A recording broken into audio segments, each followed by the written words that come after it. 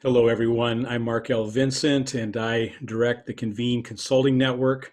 And I've been having a lot of fun with some interviews with people who are good at what they do, care a lot about thriving and sustaining businesses and ministry organizations.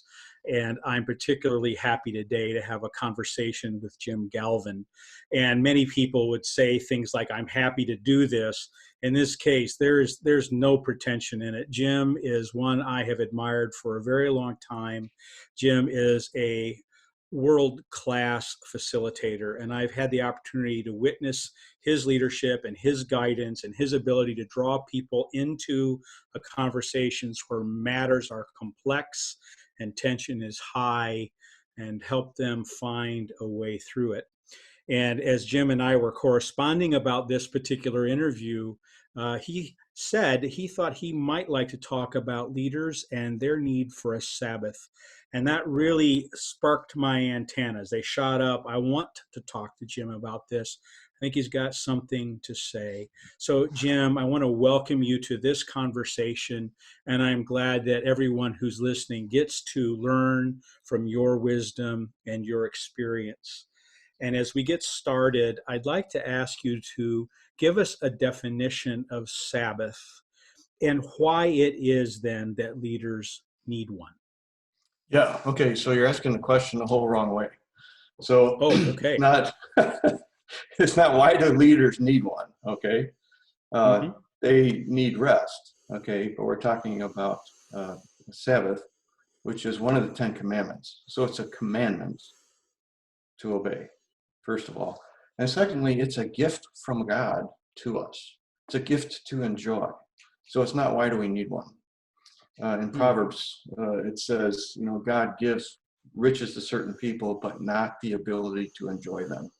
That's what a lot of entrepreneurs and business people are facing today, is they're always on 24/7, working, checking email, plugged in, jacked in, and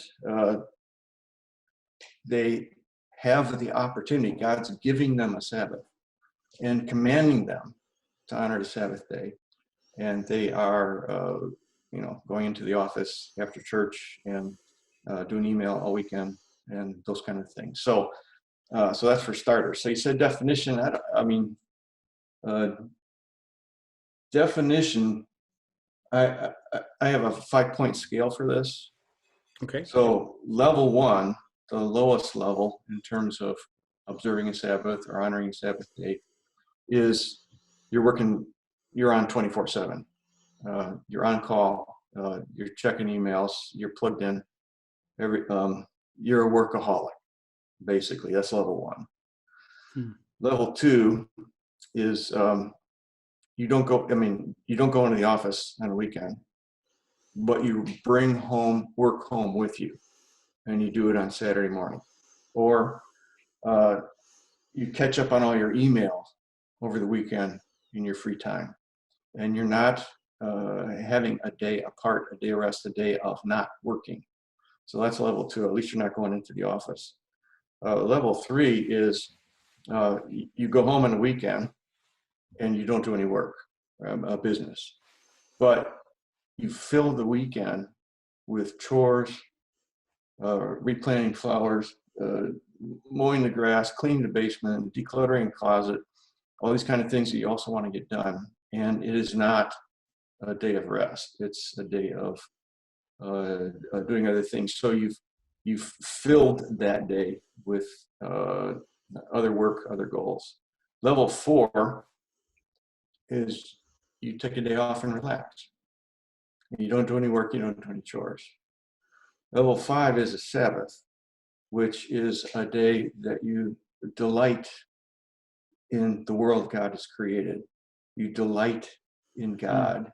You delight in the relationships and the love of the people around you. It's a day for counting your blessings and just thinking about your life. And it's helpful for a lot of us if we completely unplug electronically. And that's for millennials, that is they're fascinated by that. It's like, what? Don't have your phone on? Don't text anybody for a whole day? It's a very intriguing topic for them, and something that they are yearning for, because we're all created for this. So it's not that we need it today. It's like it's a gift. And so, what are you going to do with this gift? You can fill it up with chores, or you're gonna stop and enjoy it. So that's the definition. Yeah. So you've thought about this not just a lot, you thought about it deeply. So what was it that sparked you to care about it as a subject as much as you do?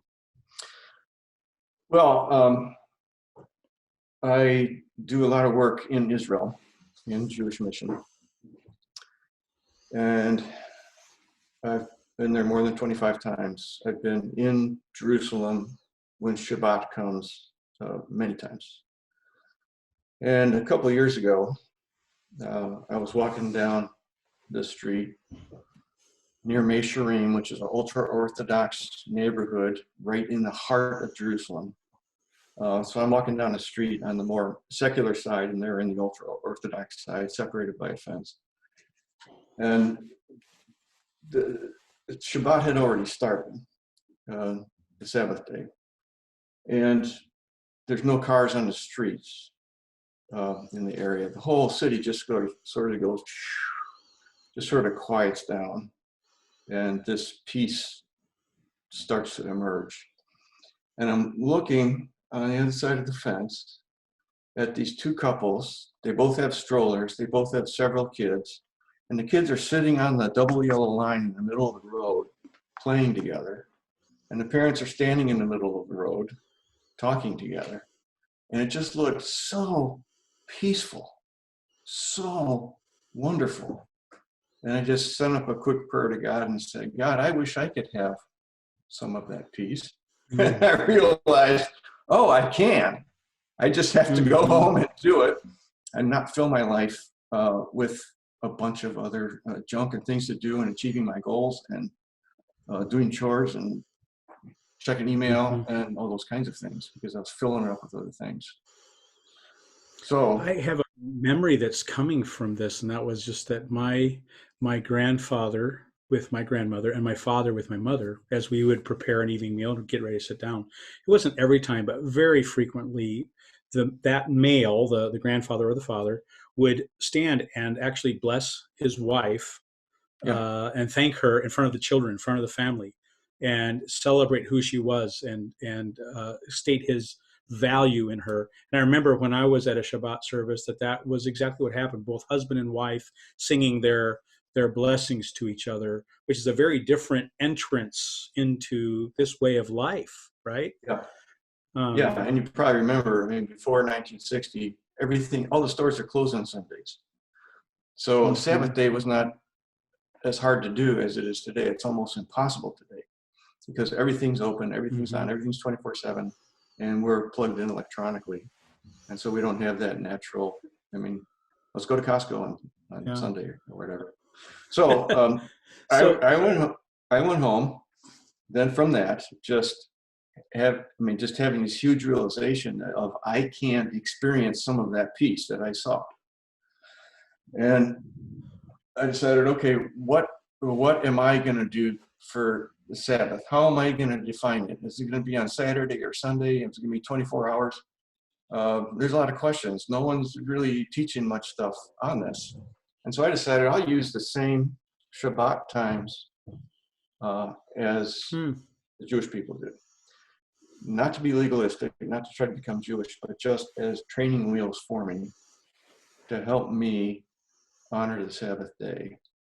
So that begins at sundown on Friday evening and ends at nightfall on Saturday evening. And there's a nice rhythm to that too, because we usually go to church on Saturday night. And so it's just sort of a nice way to end a Sabbath day. So first time, I'm sitting on my computer and I'm going, okay, the Shabbat's going to start in 4 minutes. I still have time to check email. Check an email. Okay. No, okay. Okay. Turn off the computer. Okay. Turn off the phone. And then I just felt this. I mean, everything's quiet then. And I felt this, and I felt sad, lonely, and worthless. Wow. And so I knew something interesting is going to come out of this experiment. And the next day, and I told Kathy what I was going to do as a spiritual discipline to try to understand and observe a Sabbath day. And she was not fully on board, and she didn't want to do it, which is fine. But it's hard to do if only one person's doing it. So I got up the next morning, have a cup of coffee. I don't know what to do. I'm trying not to do any work. I'm not plugged in electronically. So I sit down in the living room, get a magazine. Okay, well, why don't I read a magazine? And so Kathy comes in and says, since you're not doing anything today, you think you can help me with a couple of things?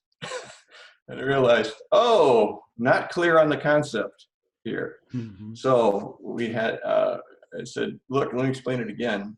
Here's what I'm trying to do. I'll invite you in with it if you want. But it's hard to do nothing. Yeah. So Jim, would you take a moment and paint the differences that you observe between a leader who really has a Sabbath rhythm and delights in it going, and one who is resisting, hasn't opened their soul to it yet, let's say? How would you contrast those? Yeah. So I work weekends as a consultant to nonprofit organizations, working with volunteer boards. And so I don't have a Sabbath rhythm. I got to pick a different day every week. Right now during shutdown, Friday night to Saturday night, okay, it works perfect. But I have to move that around, so I don't have like this strict rhythm. And for other people, you don't have to have a strict rhythm either. And for pastors, this is especially hard because they can't take Sunday as their Sabbath day. By the time they get home Sunday afternoon, they probably already worked 8 hours. And so they put in a full day. They need to pick a different day for Sabbath. And for a lot of them, Saturday works. For others, they pick a different day. So your question again was paint a picture of how they're different. So on the outside, you might not see much difference, but there is a difference on the inside. So just contrast here. I mean, take a business owner, CEO, entrepreneur, okay? They're working. Everything's about work. They're fully invested. They're on fire for it, okay? It's like the children of Israel in Egypt making bricks 7 days a week. Then the Exodus comes and they're in the wilderness, and God says, 6 days you shall labor, and the seventh day will be a Sabbath that you are to honor. So before they were slaves, now they're free but slaves to God. So I think that's some of the contrast here, is that we're slaves to our work, we're slaves to our company, and we can't let it consume us. And that day apart, that it's turning off the internal combustion engine. It's shutting down electronically, if that works for you.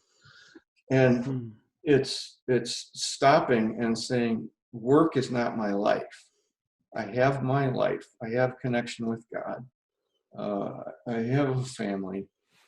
A friend of mine says, connect in 3 ways on the Sabbath. One is connect with nature, connect with God, and connect with people. Without having to work, without having to produce anything.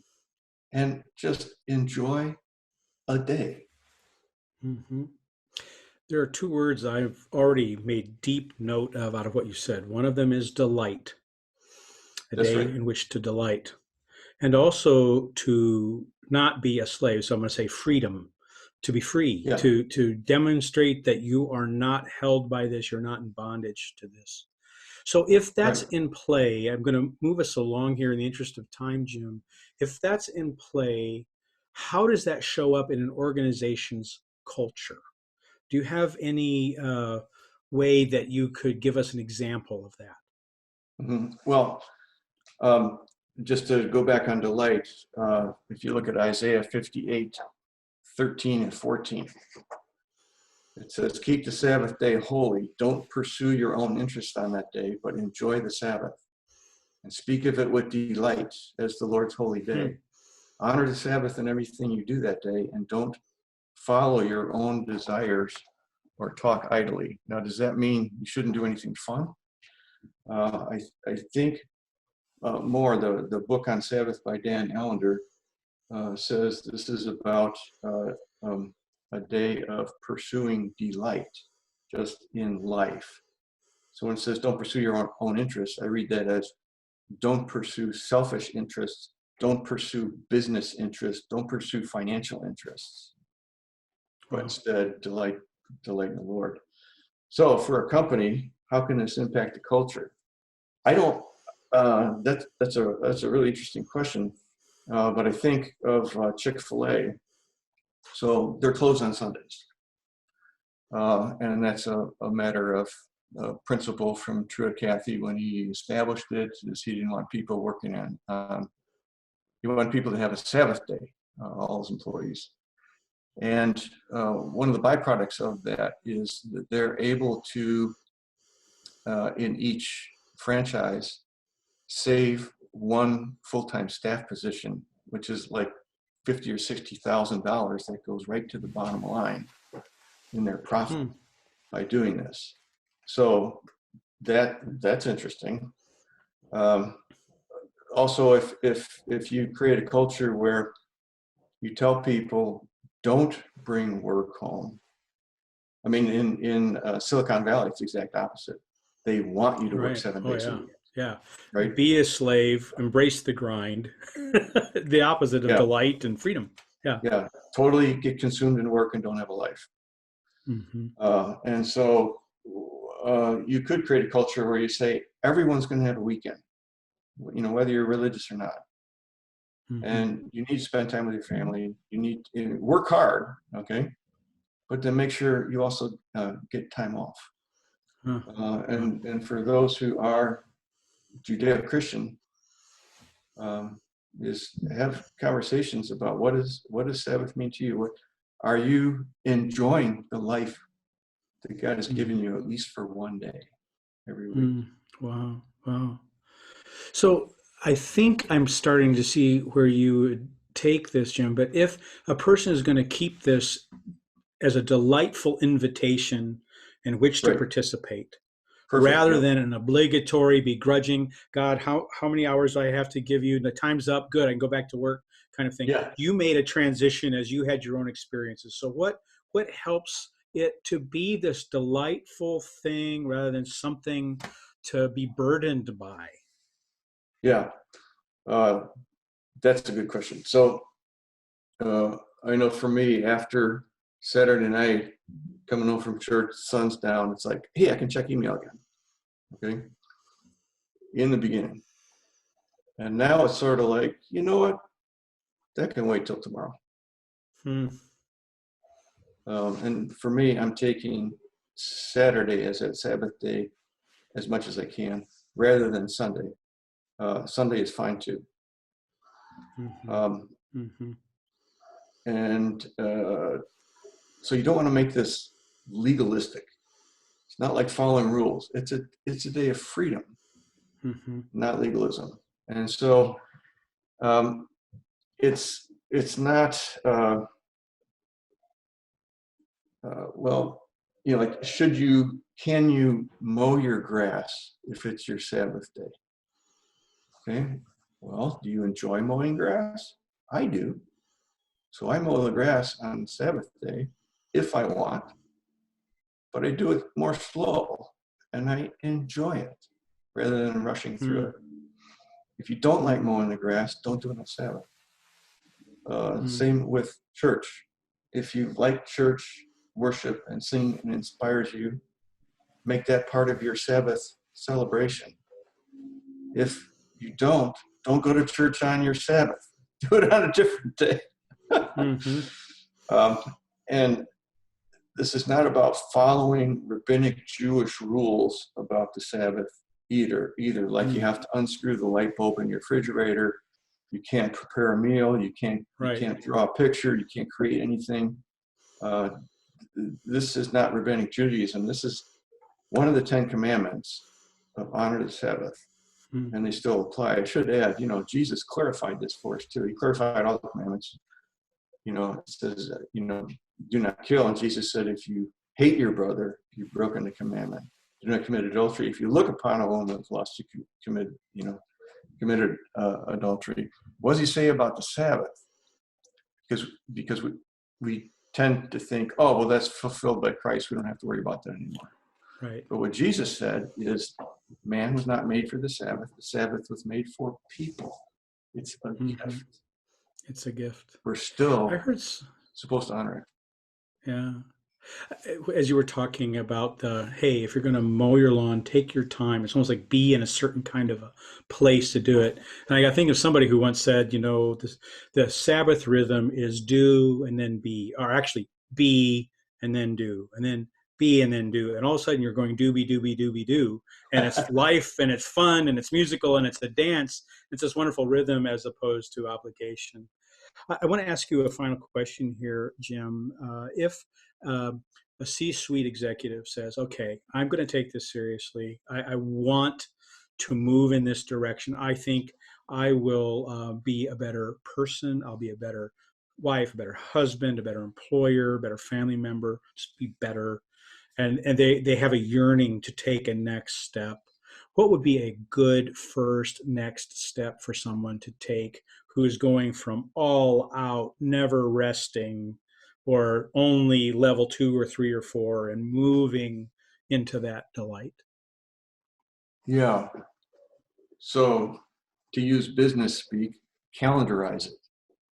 Okay. Block it out. And then experiment. Try stuff. What sounds like fun? Unplug electronically. That might not totally be possible. If you're a football fan, not watching TV, if Sunday is your day, that might be a little bit hard. So maybe you'll unplug your phone and you won't go to the computer, you won't check email, but you watch the football game on TV. Whatever you enjoy, whatever's working for you. But and so it might be useful to take a media fast for a couple of weeks, just to try it out and see what's working for you. And if you have kids and family, you have to understand that you're coming home, you're deciding you're gonna have a Sabbath day, okay? You're part of a system that doesn't have that built in. And so it's going to be difficult. It's going to cause some consternation with other people. It's like, Dad, Mom, how come you're not doing what we want to do right now? How come you're just sitting around, just enjoying life? The rest of us have to work. So be cognizant that you're in a system already that doesn't have this installed. And also realize taking a Sabbath day is completely countercultural for us right now. People won't understand. They won't like it. They'll have expectations of you. How come you didn't text me back? How come your phone wasn't on? And be ready for pushback if you try to make this a part of your life. Okay. Jim, there's a longer conversation here, and I look forward to having it with you at some point, maybe in another interview or just sometime when we're in the same place again. But I want to thank you for the time that you've invested in the Convene community by sharing this perspective and spending some time with me here. We're going to put Jim's email on the screen. He would welcome hearing from you and talking about how this might be a better way to live and how your organizational culture could be strengthened. And I hope you'll reach out to him. So again, thank you for listening. Thank you to Jim, and we'll see you all next time.